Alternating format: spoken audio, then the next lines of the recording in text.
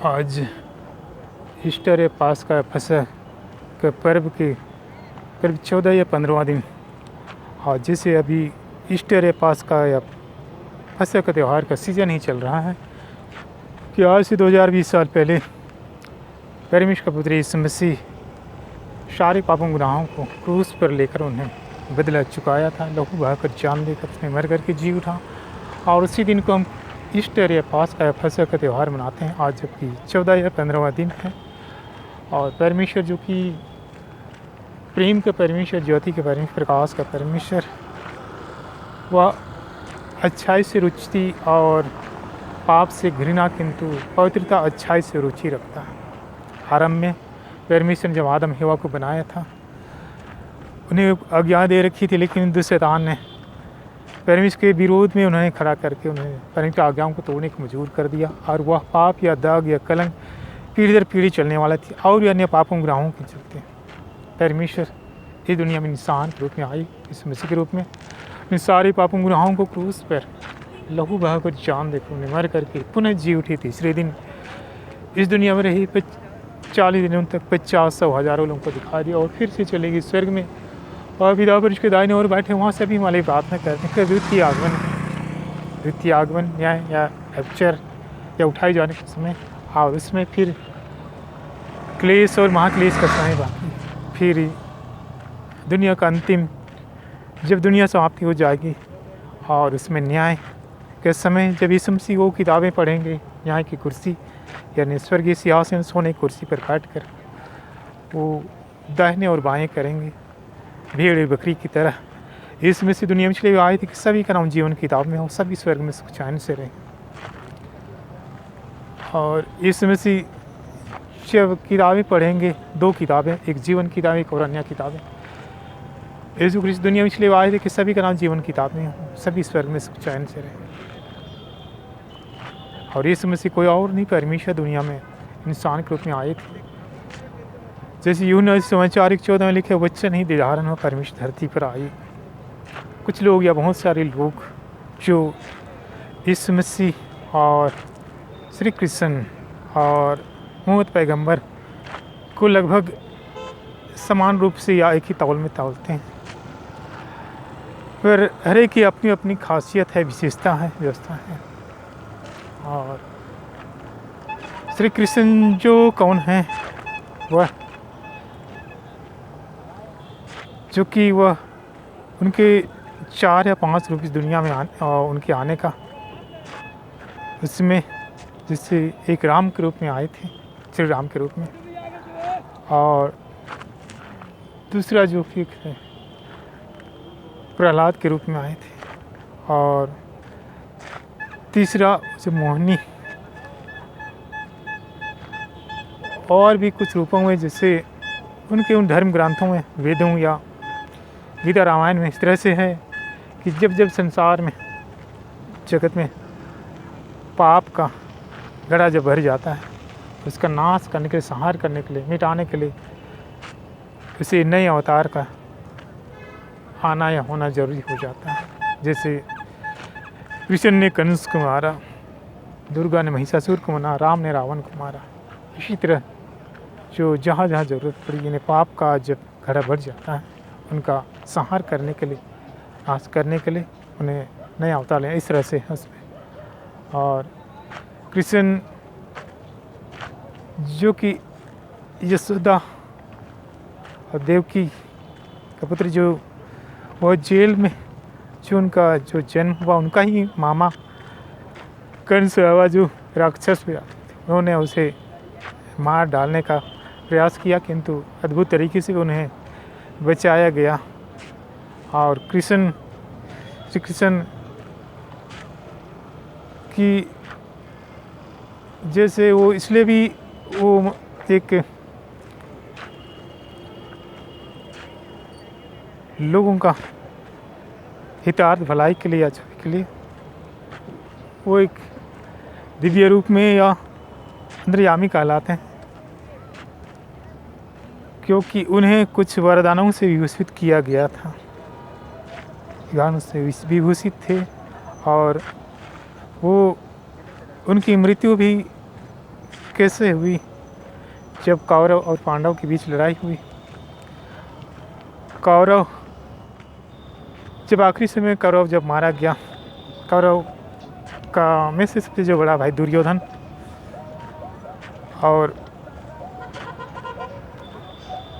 पांडव के 5 भाई थे, जो 5 भाई, उन्हें जो विजय प्राप्त हुई और वो विजय प्राप्त करके उनकी पत्नी जो उनके साथ वो हरिद्वार में या हर की पैड़ी, क्योंकि जिससे उन्हें कुछ कलंक या दाग या पाप का कलंक से उन्हें छुटकारा मिल सके, वो हर की पैड़ी यानी हरिद्वार चले गए और वहाँ उन्होंने स्नान किया, नहाया। उसके बाद फिर हिमालय की कंदराओं में चले गए और उसके बाद जो श्री कृष्ण भी, उसका बड़ा भाई बलराम भी, वो जंगल के और पहाड़ों की तरफ, वो जहाँ नदियाँ बहती है उस तरफ में चले गए और वहाँ अंदर ध्यान में पेड़ के नीचे बैठ गया और उनका शेष नाग में उनका परिवर्तन हुआ, उसमें चले गए। और श्री कृष्ण जो वो भी पहाड़ की तरफ, जंगल की तरफ चले गए और उन्हें जैसे वेदों में कहा कि पीपल पेड़ के नीचे बैठ गए, वो अंतर ध्यान होने लगे।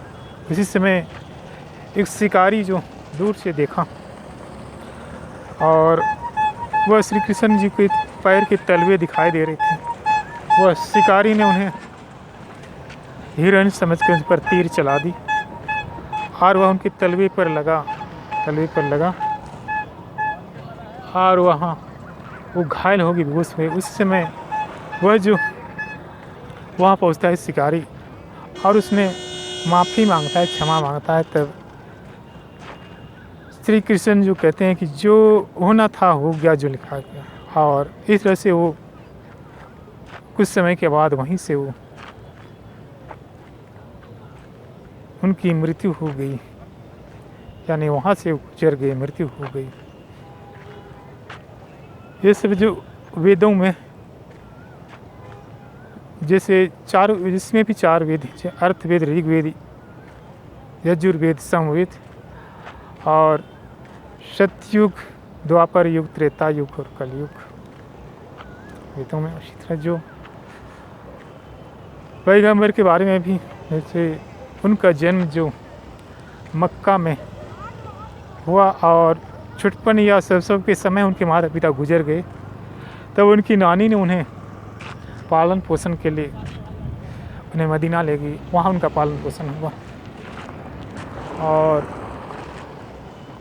जैसे उसमें भी 4 भाग हैं कि तैरेत, इंजल, नुबूर और कुरान।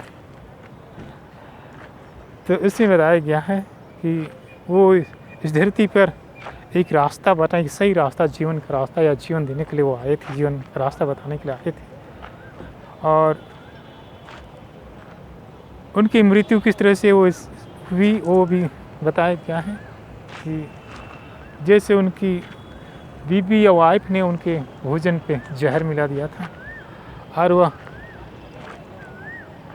हम बिस्तर में, इन्हें पति पत्नी का हम बिस्तर के समय वो गुजर जाते हैं, यानी उनकी मृत्यु हो जाती है। इस तरह से पैगंबर की मृत्यु हुई। और अब इस मसीह के बारे में जैसे लिखा गया है, इस मसीह के जन्म के पहले ही करीब 2007 साल पहले ईसाइस भविष्यवक्ता ने कहा था। ईसाइस का ग्रंथ 9 के 5-6 में इस तरह से लिखा गया कि तुम्हारे लिए एक बालक दिया गया है, पुत्र दिया गया है, प्रभुता उसके कंधे पर होगी, उसका नाम अद्भुत, युक्ति करने वाला, प्रकर्मी परमेश्वर, अनंत काल का पिता, शांति का राजकुमार, उसके राज्य का कभी अंत नहीं है।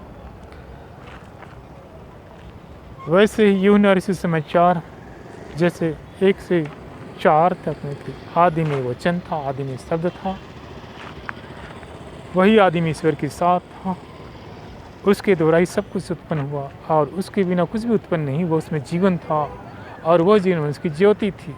ज्योति अंधकार में चमकती रहती और अंधकार उसे नहीं बुझा सकता। इब्रानी 1 के 2 में भी लिखा है कि इस मसीह चूँकि परमेश्वर की स्वरूप है, परमेश्वर का ही तत्व है, परमेश्वर के भाग अंश है। इब्रानी 2 में लूका समाचार 1:28, 30, 31, 35 में भी कहा गया कि परमेश्वर ने जिब्राइल दूत को कुमारी मरियम के पास भेजा कि तुम एक बालक होगा, उसका नाम यीशु रखना, मुक्तिदाता, उद्धारदाता, जीवन दाता। और समय आने पर यीशु मसीह इजराइल देश में बेथलेहम गाँव में जन्म लिए, जैसे लिखा गया था। और जब 8 महीने का हुआ तो उन्हें मंदिर में चढ़ाने ले गए थे। तब यूहन्ना ने भविष्यवाणी की थी उनके बारे में कि यह बालक एक चिन्ह ठहरेगा, यह एक परमेश्वर के मेमने के रूप में आया है, मुक्तिदाता, उद्धारकर्ता, जीवनदाता के रूप में। और उसकी माँ मरियम से कहा था कि एक तलवार तुम्हारे हृदय का आर पार छेदेगा, क्योंकि उन्हें कुछ संकेत रूप में बता दिया गया था, क्योंकि उनकी मृत्यु कैसे होगी, यानी क्रूस पर भयानक कष्टों के साथ, क्योंकि यह परमेश्वर के मेमने के रूप में आए हैं। सारे मानव जाति, मानव समाज, सारे मनुष्य के पापों गुनाहों को बदला चुकाने के लिए, बदला चुका के सभी को पवित्र कर दे, स्वतंत्र कर दे और जीवन किताबों में लिख देंगे और वे स्वर्ग का द्वार भी खोल देंगे। और वो यीशु मसीह का जन्म हुआ, इस दुनिया में रहे, अंधे देखते, लंगड़े चलते, मुर्दे जलाए जाते थे। जो यीशु मसीह कपड़े को छुएगा तुरंत ही भला चंगा हो जाता था। शिष्यों को भी वही कार्य सौंपे थे। यीशु मसीह के शिष्य थे मत्ती, मार्कुस, लूकास, यूहन्ना, थद्दीस, अंद्रियास, फिलिपुस, इस तरह से 12 शिष्य। यीशु ने वही शिष्यों को वही कार्य सामर्थ अधिकार दे रखा। यीशु ने कहा जो कार्य मैंने दुनिया में की इसी तरह तुम भी करोगे, बल्कि इससे भी बड़ी बड़ी कार्य करोगे। मैंने तुम्हें सांप बिच्छों को रौंदने, दुष्टदान बैरी को कुचलने का, नष्ट करने का अधिकार तुम्हें दे रखा, और इससे तुम्हें कोई हानि नहीं होगी। इसमें से किसी से भी इसमें से जी उठी 50वें दिन को पेंत 120 लोग थे। मरियम पवित्र आत्मा जब उतरी आग की गोली कर में सभी पर प्रवेश कर गई। अब वे सारी भाषाएँ जानते हैं, किसी भी देश की भाषा, इब्रानी, यूनानी, लातानी या तेलुगु, मराठी, उड़िया, बंगाली, सारी भाषाएं शिष्य जानते थे। फिर सारी जगत में जाते हैं इस मसीह की तरह, इस मसीह के नाम से, जैसे कि अंधे देखते, लंगड़े चलते, मुर्दे जलाए जाते थे, सुसमाचार पढ़ते, मुर्दे को भी जला जाते। और जिस कि इस मसीह के अंगूठे कपड़े छूने वाले चंगे हो जाते थे, वैसे ही शिष्यों के भी रुमाल, अंगूठे, चादर छू भले चंगे हो जाते। वो शक्ति, सामर्थ्य, अधिकार परमेश्वर ने दे रखे। फिर शिष्य भी धरती से विदा होकर स्वर्ग जाते हैं।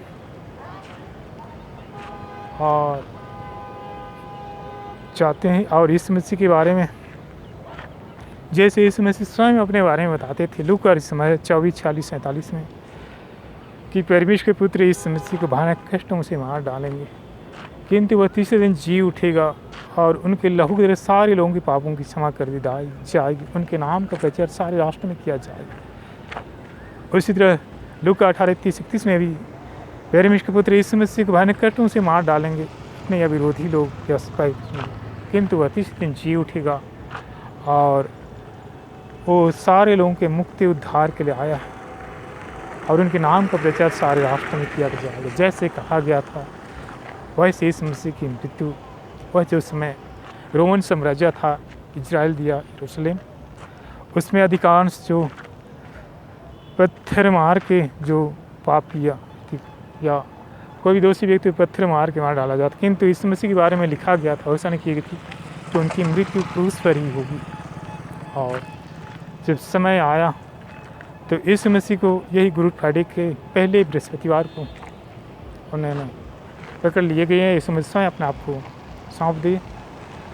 अगर यीशु चाहते 100 हज़ारों लाखों स्वर्गदूतों को अपनी रक्षा के लिए बुला सकते थे, उन्हें कोई स्पर्श भी नहीं कर सकता था, लेकिन वह परमेश्वर की इच्छा थी कि सारे मानव जाति या मानव समाज या मानव समूह की मुक्ति के लिए, उद्धार के लिए वो लहू बहाएगा, जान भेजेगा, फिर जी उठेगा। और इसलिए यीशु चुपचाप सहते रहे। यीशु क्रूस पर जब गुड फ्राइडे लगभग 3 बजे लगभग क्रूस पर अपनी जान देती, पिता में अपनी आत्मा तेरा हाथ में सौंपता दी। उसमें चट्टानें फटने लगी, सूर्य पर अंधेरा हो गया, समुद्र पर लहरें उठने लगी, चारों ओर अंधियारा भूकंप जैसे हो गया, क्योंकि यीशु मसीह ने अपना प्राण त्याग दी। यीशु मसीह कोई और नहीं, पर दुनिया में इंसान के रूप में आए थे। जिस सृष्टि को परमेश्वर ने बनाया उसी के लिए अपना जान देना पड़ा, इसलिए ये सृष्टि बर्दाश्त ना कर सकी और चारों ओर विचित्र भूडोल और भूकंप जैसे होगा। यह सब देखकर वह एक रोमन फौजी अफसर खड़ा था। देखकर उसने उसमें विश्वास किया कि सही में परमेश्वर के पुत्र थे। और यीशु मसीह तीसरे दिन पुनः जी उठे। मरियम मगदलीना और मार्था सलोमी योसेफ की माता मरियम बड़े सवेरे सुगंधित द्रव्य लेकर गई थी। वो आपस में कह रहे थे कि हमारे कब्र का पत्थर कौन हटाया। किंतु जब कब्र पर पहुंचते हैं, कब्र का पत्थर पहले ही लुढ़का हुआ था अलग। उसके सिरहाने और पैताने दो दूत दिखाई दिए। स्त्रियाँ डर रही थी, किंतु उन दूतों ने कहा, मत डरिए, आप किसे ढूंढते? हमें मालूम कि यीशु को ढूंढते आई हूँ। यीशु यहाँ नहीं है, जी उठे हैं। पहले फिर जाकर बताया कि भाई नाजरत में, यरूशलेम में, गलील में वो दिखाई देंगे।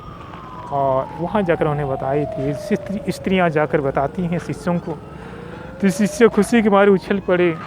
और उनमें से पतरस जो शायद तेज धावक था, उन सब से आगे निकल गया और कब्र पर पहुंचा। और सही में कब्र खुले थे और वहाँ भी दूत दिखाई दिए कि किसे ढूंढते हो? हमें मालूम यीशु को ढूंढते हो। यीशु यहाँ नहीं है, जी उठे। फिर शिष्य लौटते हैं। यीशु 50-100 हज़ारों लोगों को दिखाई दिए, वहाँ उसके रास्ते में दिखाई दिए। 40 दिन धरती पर रहे और फिर से चले गए स्वर्ग में। यीशु मसीह जब क्रूस पर मरे, पहले अधोलोक में गए, क्योंकि वहाँ भी कुछ बंधक आत्माएँ, बंधी हुई आत्माएँ स्वर्ग नहीं पहुँची थी। वहाँ भी जाकर उन्हें प्रचार किया, छुड़ाया और स्वर्ग तक पहुँचाया। फिर जी उठे इस दुनिया में, फिर 40 दिन तक रहे और फिर से चले गए स्वर्ग में। वो पिता उसके दाहिने ओर बैठे। अभी हमारे प्रार्थना करते हैं, फिर से आएंगे द्वितीय आगमन, चूँकि यह अंतिम समय पवित्र आत्मा का युग है। द्वितीय आगमन फिर से आएंगे, उसमें कलीसिया और परमेश्वर अपने लोगों को उठा ले जाएंगे। और बाकी जो बचेंगे उन्हें क्लेश का समय, वहाँ क्लेश का समय होगा। उसमें परमेश्वर का वह शास्त्र या धर्मशास्त्र खोजेंगे, यहाँ वहाँ खोजने के, किंतु मिलना भी मुश्किल हो जाएगा। और महाक्लेश के समय तो शायद मृत्यु को भी ऐसे पाना जैसे मुश्किल हो जाएगा इस तरह से। और उसके बाद दुनिया का अंत हो जाएगा। ये सूर्य, चंद्रमा, तारे सब कुछ गिर जाएंगे, नष्ट हो जाएंगे।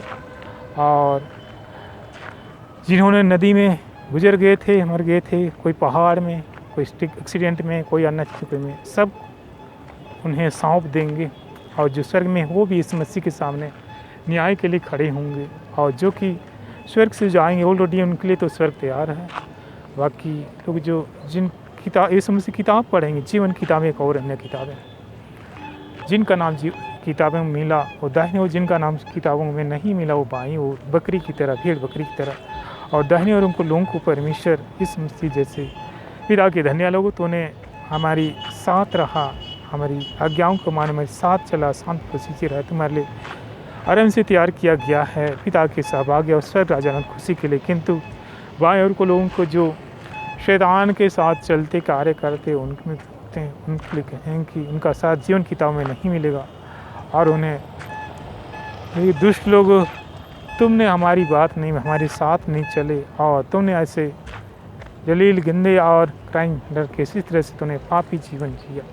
और परमेश्वर इसलिए तुम्हारे जो लिए वो शैतान है, उनके दूतों के साथ तुम्हें आग की झील में डालकर समाप्त कर दिया जाएगा और तुम्हारा कोई अस्तित्व नहीं होगा इस तरह से।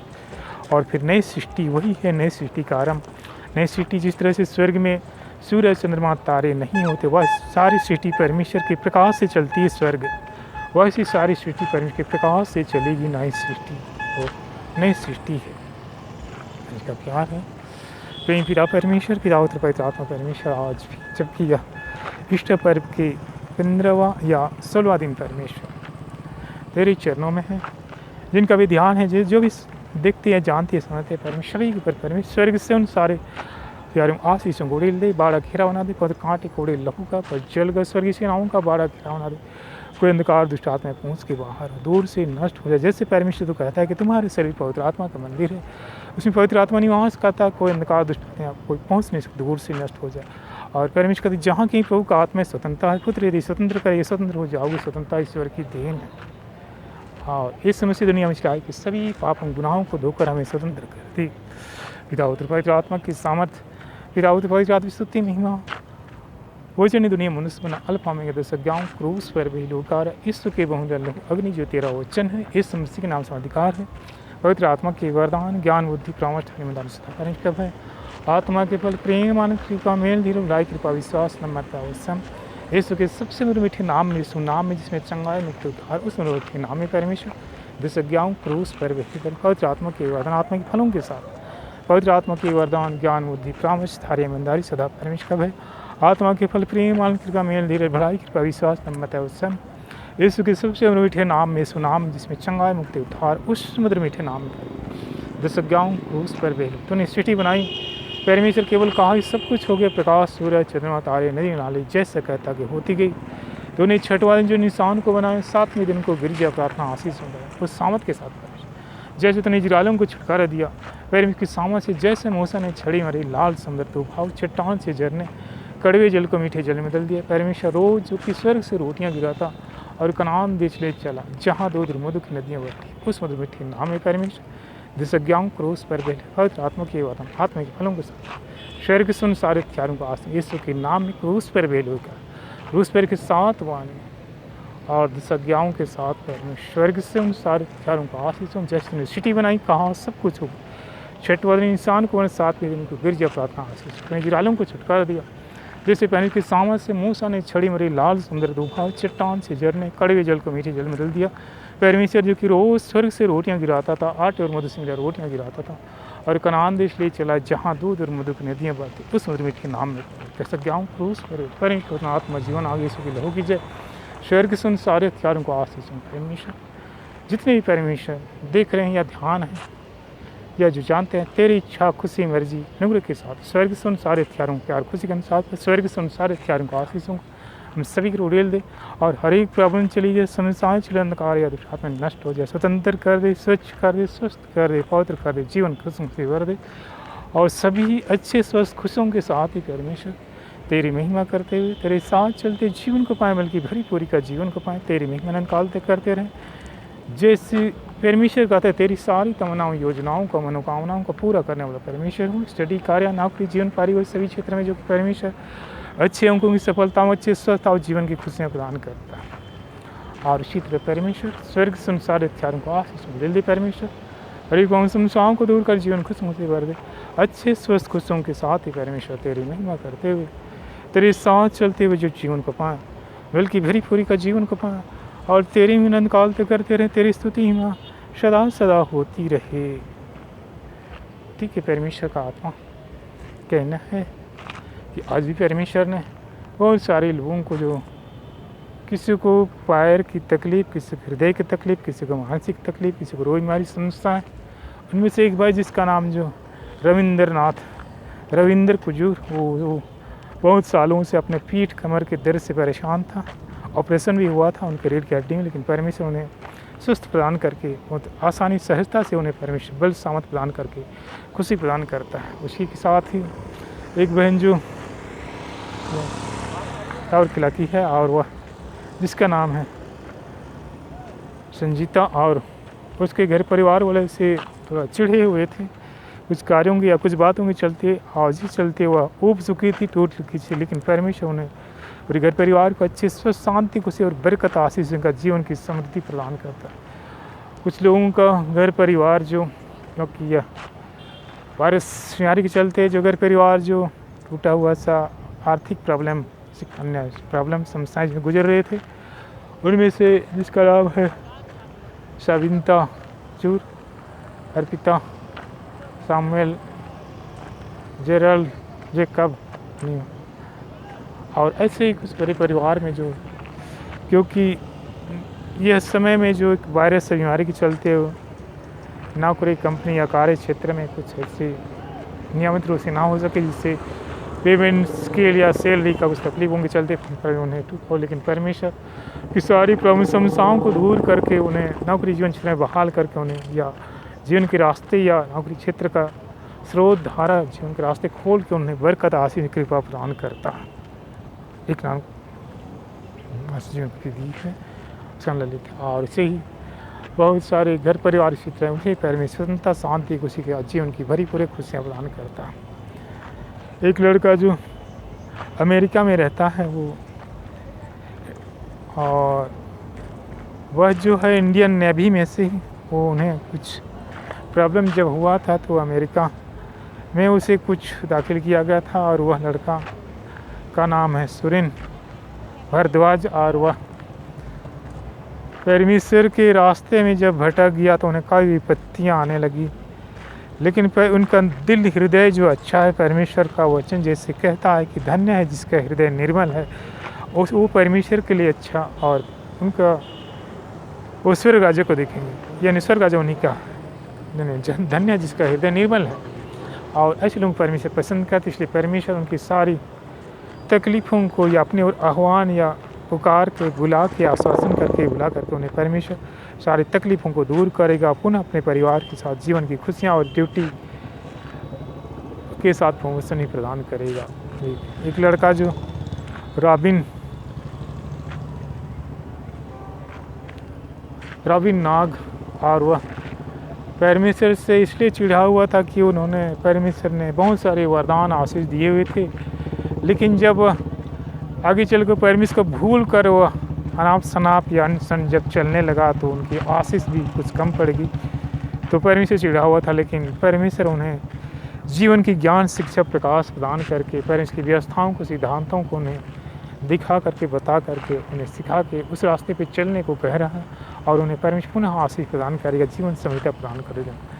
एक बहन जो वो भी अमेरिका में है, जिसका नाम है एमेल्डोन लकड़ा, और वह परमेश्वर से बहुत सारे उन्हें आशीष मिली और उन आशीषों को सदुपयोग भी कर रही थी, लेकिन आगे चलकर उनका विवाह या मैरिज के क्षेत्र में थोड़ा समय निकल रहा था, एज निकल रहा था, तो वर या उपयुक्त लड़का खोजने के वास्ते में थे या मिलने के वास्ते तो लेट हो या देरी हो रही थी, तब वह इधर उधर भटक गई थोड़ा सा, और करेक्टर या चरित्र क्षेत्र में इधर उधर हो गया, और जिसके चलते उन्हें बहुत कुछ हाथ धोना पड़ा जीवन आशीषों से। लेकिन परमेश्वर ने पुनः अपनी ओर आकर्षित बुद्धि ज्ञान समझ और पवित्र आत्मा के फलों से भरकर उन्हें धीरे धार्य भरकर उन्हें पूरा आशीषें प्रदान करना चाहता है, और उसके घर को भी परमेश्वर आशीष दे रहा है। इसके साथ ही बहुत सारे इसके साथ ही और माता पिता या जो उन्हें भी परमेश्वर इस समय जो कोरोना वायरस बीमारी के चलते जो बहुत सारे तकलीफ़ों में गुजर रहे हैं, और ऐसे भी किसी को हाथ पाँव की तकलीफ़ ही, पेट की तकलीफ़ ही, मानसिक बीमारी, उसमें से कृपालू, सुरिन, अरबिन, शमन, कुजूर, एनम, सुनील, ऐसे बहुत सारे लोगों को जो तकलीफ़ ही हैं, तो उनकी तकलीफ उन्हें परमेश्वर स्वस्थ प्रदान करके जीवन खुशियाँ प्रदान करता है। और परमेश्वर से कहता है, परमेश्वर कहता है, पंच का आत्मा कहता है कि इस समय जो ऐसे बीमारी वायरस से जो दुनिया परेशान है, तकलीफ में है, लेकिन परमेश्वर कुछ पापों प्रायश्चित या अन्य के वास्ते या सही रास्ते में लाने के वास्ते भी कुछ कभी कभी परमेश्वर का हाथ होता है। लेकिन परमेश्वर प्रेम है, वो नहीं चाहता है कि लोग अच्छी संता कोई बीमारी या समस्याओं में प्रॉब्लम में घुस, इसलिए परमेश्वर का हाथ चंगा करने खुशी जीवन देने का परमेश्वर है। परमेश्वर पर निरंतर धैर्य के साथ उनके हाथों पे हाथ दृढ़ता से बने रहें, चलें उस पर, वही सब कुछ, उसने सारी सृष्टि का संचालन शासन पोषण करने वाला परमेश्वर, उसी के द्वारा ही सब कुछ मिलता है जिनका इस दुनिया में, और इस दुनिया में भी जो परमेश्वर की ओर परमेश्वर के साथ है, परमेश्वर में इस दुनिया में भी खुशी और स्वर्ग में भी खुशी। इसलिए मजबूती से स्ट्रेंथ या स्ट्रॉन्ग के साथ परमेश्वर के हाथों में चलकर जीवन जिए चलें, और परमेश्वर सारी बीमारी या समस्याओं का वायरस को भी नष्ट करके समाप्त करके स्वतंत्रता, शांति, स्वच्छ और जीवन की खुशी प्रदान करने वाला है।